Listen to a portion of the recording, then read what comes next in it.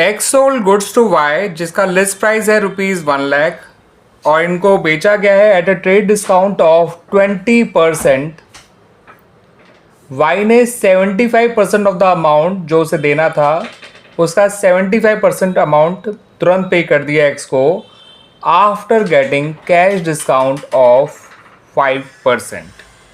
तो उसने वाई ने 5% के कैश डिस्काउंट के बाद जो पैसा बचा था वो पे कर दिया एक्स को। लेकिन यहाँ पर याद रखिएगा बच्चों कि वाई ने पूरा पैसा नहीं पे किया, उसने केवल 75% पैसा ही पे किया है एक्स को। आपको नेसेसरी जर्नल एंट्री बनानी है in the books of both X and Y. Clear बच्चों ये बात? तो आइए बच्चों, इसकी एंट्री बनाने से पहले आपको कुछ कैलकुलेशन करनी है, उस कैलकुलेशन के बाद आपको एंट्री बनाना आसान हो जाएगा। तो बच्चों सबसे पहले गुड्स के लिस्ट प्राइस को लिखिए जो कि है ₹1,00,000।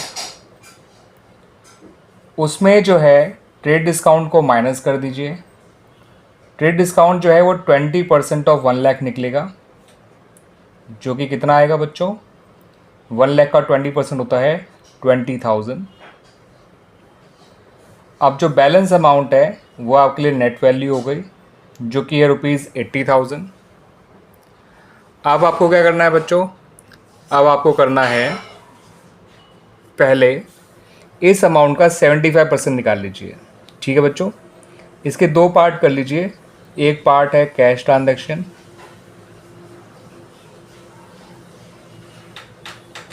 और एक है आपकी क्रेडिट ट्रांजैक्शन। इसका 75% निकालेंगे। ठीक है बच्चों, 75% आएगा ₹60,000 और जो इसका बचा हुआ पार्ट है वो है ₹20,000 जो क्रेडिट पार्ट है। अब आप क्या करिए कि जो कैश डिस्काउंट है वो इस केवल कैश वाले पार्ट पे निकालिए जो कि है 5%। आई थिंक 5% ही मैंने लिखा है। यस बच्चों 5%। तो कैश डिस्काउंट 5% किसका निकलेगा? इस 60,000 का। ये आएगा निकल कर बच्चों ₹3,000। इसको माइनस कर दीजिए इसमें से, ये आएगा ₹57,000। यहाँ कोई कैश डिस्काउंट नहीं लगेगा बच्चों, तो ये कैश डिस्काउंट केवल कैश वाले पार्ट पे लगाया जाएगा, तो ये ₹20,000 ही रहेगा। अब बात करें एक्स के पॉइंट ऑफ व्यू से। तो बच्चों एक्स के पॉइंट ऑफ व्यू से ये सेल है और वाई के पॉइंट ऑफ व्यू से ये परचेज है ना बच्चों? तो एक्स सेल में और वाई परचेज में कितना अमाउंट लिखेगा वो समझ लीजिए। ये अमाउंट कहीं नहीं आते, ना लिस्ट प्राइस ना ट्रेड डिस्काउंट। ये जो ₹80,000 है वो एक्स के लिए सेल्स है और वाई के लिए परचेज है। क्लियर है बात? ठीक है बच्चों, अब ये जो आपका उधार वाला अमाउंट है 20,000, ठीक है बच्चों, वो 20,000 के लिए y लिखेगा x का नाम, x लिखेगा y का नाम। ठीक है बच्चों, y के लिए x एक क्रेडिटर है, x के लिए y एक डेटर है। सही है बच्चों?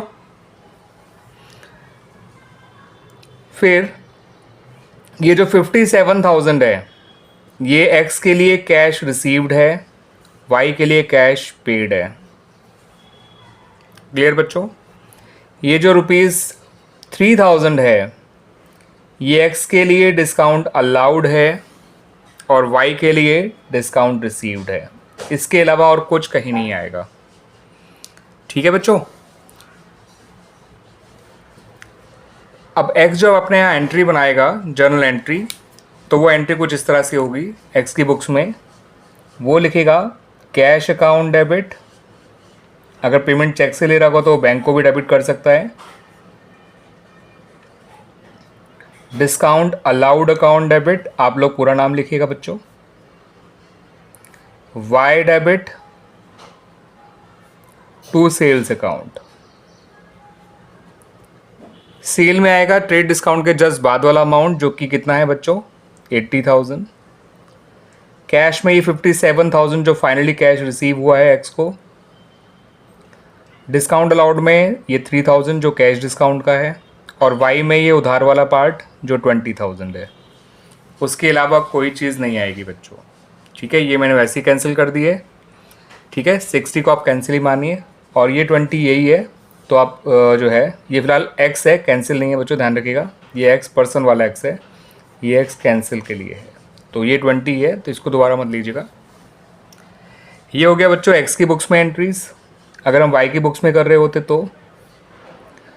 तो वाई के लिए ये परचेज़ है, परचेज डेबिट होती है, तो परचेजेज अकाउंट डेबिट, ठीक है बच्चों। To cash account, to discount received account, और 2x। जितनी x की सेल है उतनी ही y की परचेज है, जितना x का कैश रिसीव है उतना ही y का कैश पेड है, ठीक है बच्चों। ये देख लीजिए ढंग से, ये रहा अमाउंट। और जितना x का डिस्काउंट अलाउड है उतना y का डिस्काउंट रिसीव है। जितना x के लिए y एक डेटर है उतना y के लिए x एक क्रेडिटर है, 20,000। तो बच्चों इस तरह से ये एंट्रीज बनाई गई हैं, ठीक है बच्चों। दिख रहा है आप दोनों की बुक्स में एंट्रीज, और ये कैलकुलेशन भी आपको समझ में आ रही है कैसे करी गई है। पहले लिस्ट प्राइस पे 20% का ट्रेड डिस्काउंट निकालिए, फिर ये जो नेट वैल्यू आएगी इसके दो हिस्से कर लीजिए, कैश और क्रेडिट वाला पार्ट। कैश डिस्काउंट कैश वाले पार्ट पे निकालिए, उससे आपका कैश पेड और रिसीव्ड आ गया। उधार वाले पार्ट को एज इट इज़ यहाँ लिख लीजिए, ठीक है बच्चों।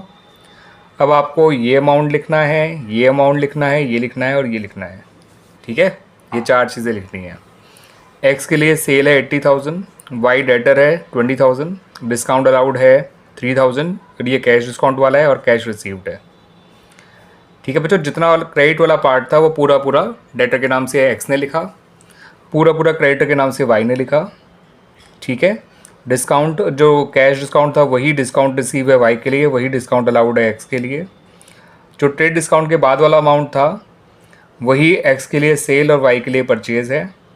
और जो एक्चुअल कैश पेड या रिसीव्ड है 57,000, वो एक्स के लिए तो कैश रिसीव्ड है और वाई के लिए कैश पेड है।